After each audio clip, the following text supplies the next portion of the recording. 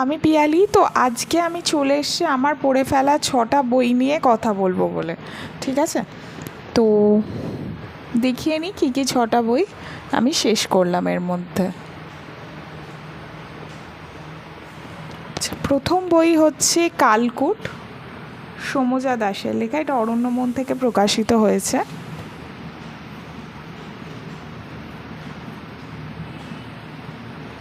তো এই বইটার বিষয়বস্তু বলতে গেলে দরিয়াগঞ্জে সেকেন্ড নামটা আমি একটু বলে নিই। হ্যাঁ, দরিয়াগঞ্জে কালীচরণ পুলিশ ইনচার্জ হয়ে বদলি হয়ে যাবেন। ওনার মেয়ের সাথে উনি থাকতেন ওখানেই লালবাড়ি বলে একটি বাড়ি ছিল, একটি জায়গা ছিল। সেখানে পরপর কয়েকটা মেয়ের মৃতদেহ পাওয়া যাবে এবং উনি যখন যাবেন তখন রাজনৈতিক নেতার মেয়ে মেধার মৃতদেহ পাওয়া যাবে এবং মেধার সাথে রাজীবের সম্পর্ক এখানে উঠে আসবে এবং সেখান থেকেই বিভিন্নভাবে উন্মোচিত হতে থাকবে এই রহস্য। গল্পটা যখন প্রথম দিকে আমি পড়ছিলাম আমার খুব একটা ভালো লাগেনি, কিন্তু শেষের দিকটা আমার খুব ভালো লেগেছে। এখানে কিছু কিছু জায়গায়, মানে এটা একটা সাইকোলজিক্যাল থ্রিলার। এখানে একটি মানুষের ব্যক্তিত্ব বা মানুষের বড় হওয়া, তার চাইল্ডহুড ট্রমা, এই জায়গাগুলো উঠে এসছে এবং যেটাই গল্পের বিশেষত্ব। তো বেশ ভালো লেগেছে গল্পটা পড়ার কারণ আমি এটাই বলবো যে যেহেতু এটা সাইকোলজিক্যাল থ্রিলার, তো এখান থেকে অনেক কিছু জানা যায়, ইনফরমেটিভ। আর যেভাবে চরিত্রগুলোকে বিশ্লেষণ করা হয়েছে ভালো লেগেছে। কালীচরণের যে ভূমিকাটা সেটা ভালো লেগেছে। কিছু কিছু রাজনৈতিক সামাজিক জায়গা উঠে এসছে, যেটাও ভালো লেগেছে। এবং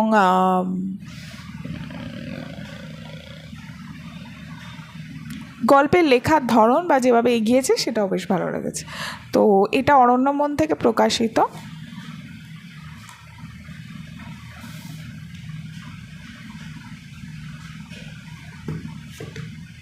এটার দাম 300 টাকা। এর পরের দুটো বই হচ্ছে আফসার আহমেদের, মিত্র ঘোষ থেকে প্রকাশিত। একটা হচ্ছে খাঁচা আর একটা হচ্ছে ভূমিকম্পের আগে ও পরে।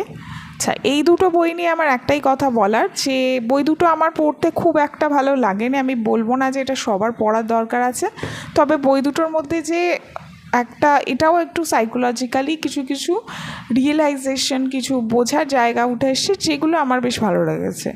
যেমন খাঁচা বইটাতে এই জায়গাটা উঠে এসছে যে আমরা কোনো কোনো জিনিসকে না শুধুমাত্র মেনে নিতে হবে বলে মেনে নিই, সেগুলো নিয়ে ভীষণ গভীরে কিছু যাই না, কিন্তু এটাও প্রশ্ন করি না যে সেটাকে আদৌ আমাদের ভালো রাখছে, নাকি জাস্ট কিছু লোক করে আসছে মেনে নিচ্ছে বলে আমরা মেনে নিচ্ছি। এই যে কিছু সামাজিক কনস্ট্রাক্ট বা সামাজিক কিছু যে একটা পরিধি, সেই জায়গা নিয়েই এই গল্পটা, যেখানে দেখা যাচ্ছে যে মালিনীর স্বামী অসুস্থ এবং সেই অসুস্থতাকে সামলাতে সামলাতে সে খুব ক্লান্ত এবং সেখানে তার মেয়েদেরও কিছু ভূমিকা আছে এবং সে বুঝতে পারছে মেয়েরাও তাদের জীবনে বিভিন্ন ধরনের ওঠাপড়ার মধ্যে আছে এবং তারা সেই জায়গাগুলোকে আড়াল করার জন্য অনেক কিছু ব্যস্ততা খুঁজে নেয় তাদের জীবনে। শেষ পর্যন্ত মালিনীর স্বামী যখন মারা যাচ্ছে তখন মালিনী কীভাবে নিজেকে আবিষ্কার করছে, খুঁজে পাচ্ছে, খুব সামান্য সাধারণ জায়গা দিয়ে বোঝানো হয়েছে। তো সেটাই ছিল এই গল্পের মূল বিষয়বস্তু। ভূমিকম্পের আগে ও পরে এই বইটার যে জায়গাটা দেখানো হয়েছে সেটা হচ্ছে যে একটা কারাগার এবং সেই কারাগারের পাশেই হচ্ছে অলিক নিজের মতো থাকে। অলিকের জীবনে কোনো মানে ও যেভাবে ইচ্ছা হয় ও সেভাবে বাঁচে, মুক্তভাবে বাঁচে। অলিকের কাছে অনেক রকমের মহিলারা আসে। তার পাশেই হচ্ছে একটা পতিতা পল্লী, সেখান থেকে আলোলিকা অলিকের কাছে আসে। এই যে বিভিন্ন জীবন, এবং সেখানে একটা ভূমিকম্প হচ্ছে এবং তারপরে যে পরিবর্তন আসছে সেই নিয়েই গল্পের মধ্যে এটাই দেখানো হয়েছে যে কত রকমের জীবন এবং এই জীবনগুলো যখন পাশাপাশি উঠে আসে তখন কীরকম দাঁড়ায়, সেই জায়গাটা উঠে এসছে। তো আমার পড়তে, আমি যেটা বললাম, যেটা খুব অবশ্যই পড়তে হবে বা ভীষণ ভালো সেরকম নয়, কিন্তু হ্যাঁ মানে পড়ার পরে আমার খুব একটা ডিসঅ্যাপয়েন্টেড লাগেনি মানে বিষয়বস্তুর কারণে।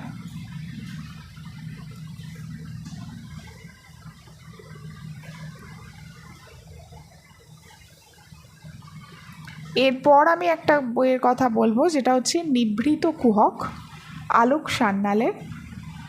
এই বইটি সুপ্রকাশ থেকে প্রকাশিত, আগস্ট মাসেই প্রকাশিত হয়েছে, নতুন বই। তো এই বইটা পড়তে গিয়ে, এই বইটির দাম হচ্ছে 370 টাকা। এবং এই বইটিতে একটা চা কোম্পানি কিভাবে উত্থান হচ্ছে, সেই চা কোম্পানির কর্মীদের জীবন উঠে আসছে, সেই চা কোম্পানির ভিতরে যে ধরনের রাজনৈতিক আবহাওয়া আছে সেই জায়গাগুলো উঠে আসছে, সেখানে চাকরিতে টিকে থাকতে গিয়ে কত মানুষের কীরকম অনুভূতি আছে সেই জায়গাটা উঠে এসছে। এবং সেখানে যে একটা শ্রেণীর জায়গা উঠে এসছে এখানে, ঠিক আছে। এবার এই বইয়ে যেভাবে রহস্য দেখানো হয়েছে, প্রথমে হচ্ছে যে চায়ের যে কোম্পানি, তারই একজন কর্মচারী মৃত্যু হবে, সে সুইসাইড করবে। এবার এই যে সুইসাইড, সেটার সমাধান করতে আসবে হচ্ছে সূর্যশেখর সেনগুপ্ত, পুলিশ অফিসার, এবং তার স্ত্রী অনুসুয়া। এবার অনুসুয়া সেই কোম্পানিতেই পরবর্তীকালে ডেটা এন্ট্রির একজন কর্মী হিসেবে জয়েন করবে, শুধুমাত্র এই রহস্যটা জানার জন্য যে কেন অর্চি হঠাৎ এইভাবে না বলে এরকম একটা সিদ্ধান্ত নিল। এবার অনুসুয়া একজন সাইকোলজিস্টের কাছেও যেত, সেই সাইকোলজিস্টের কিছু কিছু জায়গা এখানে উঠে আসবে। সব মিলিয়ে গল্পটার মধ্যে রহস্যটা আর 5টা বইয়ের মতো নয়, একটু অন্য ধরনের।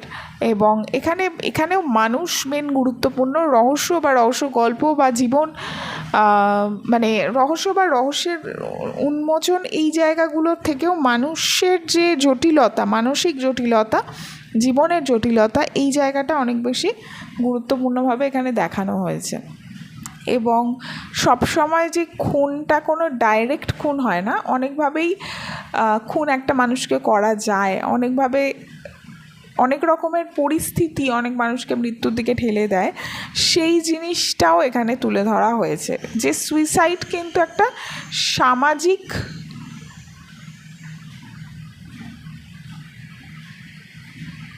মানে সুইসাইড জিনিসটা কিন্তু কোনো ব্যক্তিগত সিদ্ধান্ত নয়, সেটা কোথাও না কোথাও সমাজ দ্বারা পরিচালিত। এই যে জায়গাটাকে নিয়েই মেনলি লেখক আমার মনে হয় ফোকাস করতে চেয়েছেন এই গল্পে, এই উপন্যাসে। তো মৃত্যুকে অন্যভাবে এখানে দেখানো হয়েছে, এবং গল্পটার মধ্যে অনেকগুলো অ্যাঙ্গেল আছে যেগুলো একটু অন্য রকম, আর 5টা গল্পের মতো নয়। এবং তারপরেও বলবো যে গল্পটা খুব অবশ্যই পড়ার মতন বই নয়, তবে একটুখানি ডিফারেন্ট কিছু পেতে গেলে এই রহস্যের মধ্যেই এই বইটা কেউ ট্রাই করতে পারে। বইটা সুপ্রকাশ থেকে প্রকাশিত হয়েছে। আচ্ছা, উড়ন্ত ইউট্রাস, যেটা জাস্ট প্রকাশিত হয়েছে দেবারতী মুখোপাধ্যায়ের, এটি হচ্ছে একটি মেনলি একটা ইন্টারভিউ, ডক্টর বাণী কুমার মিত্রর সঙ্গে দেবারতী মুখোপাধ্যায়ের একটা ইন্টারভিউয়ের জায়গা এখানে তুলে ধরা হয়েছে, যার বিষয়বস্তু হচ্ছে মহিলাদের শরীর এবং চিকিৎসা বিজ্ঞান এবং বন্ধ্যাত্ব বা ইনফার্টিলিটি, এবং তার সাথে সাথে মহিলাদের রিপ্রোডাক্টিভ অর্গান বা ইউট্রাস নিয়ে বিভিন্ন ধরনের ইনফরমেশন এখানে পাওয়া যায়। এই বইটির মূল বিশেষত্ব হচ্ছে যেভাবে লেখা হয়েছে, এবং যে সুন্দর একটা, মানে এই বইটা পড়তে গেলে ভীষণ মেন্টাল একটা পিস পাওয়া যায়, কেননা ভীষণ সুন্দর সুন্দর কিছু ফটো আছে, ছবি আছে,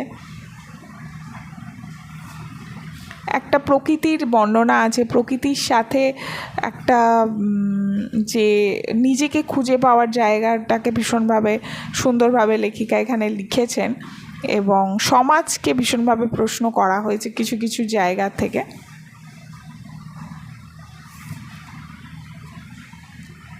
অনেক কিছু টার্মস জানা যায় মেয়েদের শরীর নিয়ে, এবং লেখার যে ধরনটা সেটা ভীষণ মানে একটা শান্তির জায়গা দেবে, মেন্টালি একটা পিস ফিল করা যাবে আর কি।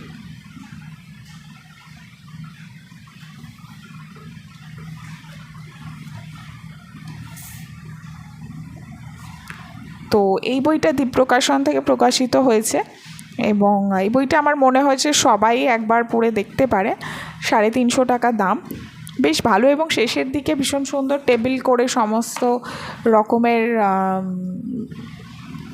অনেক কিছু, মানে হিস্টেরিক মেকি বা বিভিন্ন ধরনের সিনড্রোম নিয়ে আলোচনা আছে।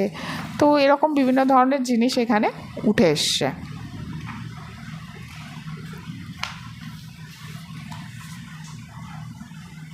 তো এই ধরনের বিভিন্ন জিনিস উঠে এসছে।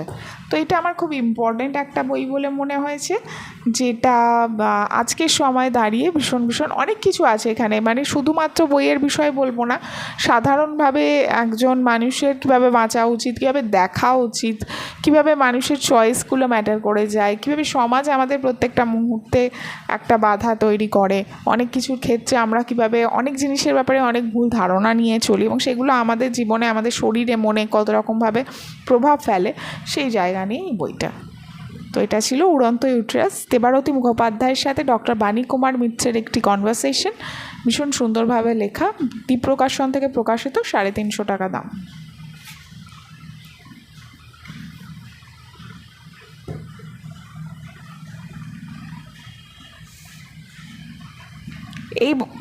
এরপর যে বইটা নিয়ে কথা বলবো সেটা হলো অরণ্যের আদিম আতঙ্ক।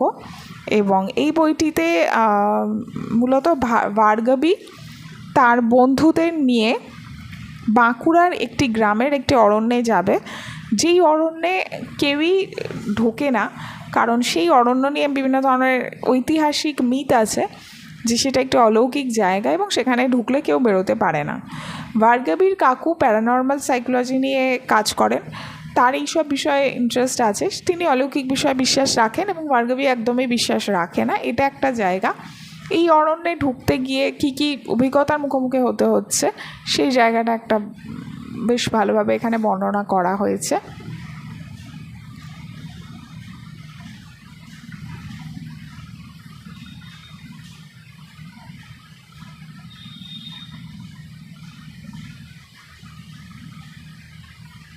ভার্গবী আর পরিধি হচ্ছে ভার্গবীর বন্ধু, এবং পরিধির সাথেই ওরা ওই গ্রামে যাবে এবং তার সাথে ভার্গবীর একটি বন্ধুও যাবে।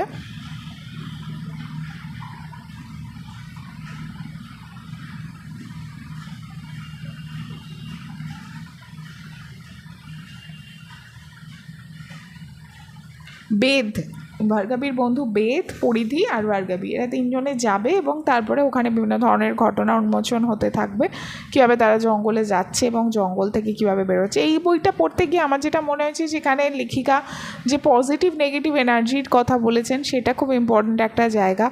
সামাজিক কিছু জায়গা নিয়ে উনি প্রশ্ন তুলেছেন, সেই জায়গাটা ভীষণ ইম্পর্ট্যান্ট একটা জায়গা। এবং গল্পটা যেভাবে লেখা হয়েছে, যেভাবে এগিয়েছে, এবং বইটার যেরকমভাবে বইটার মধ্যে যে ছবিগুলো আছে, অলঙ্করণগুলো আছে, সেগুলোও ভীষণ সুন্দর।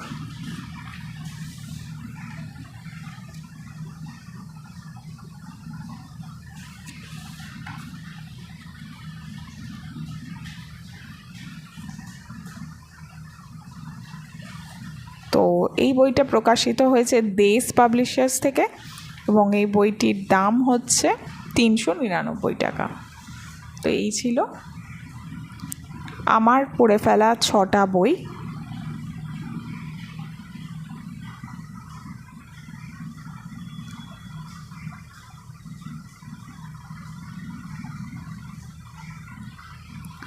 তো এটাই শেয়ার করে নেওয়ার ছিল। আবার খুব তাড়াতাড়ি কথা হবে অন্য কোনো ভিডিওতে। সবাই ভালো থেকো।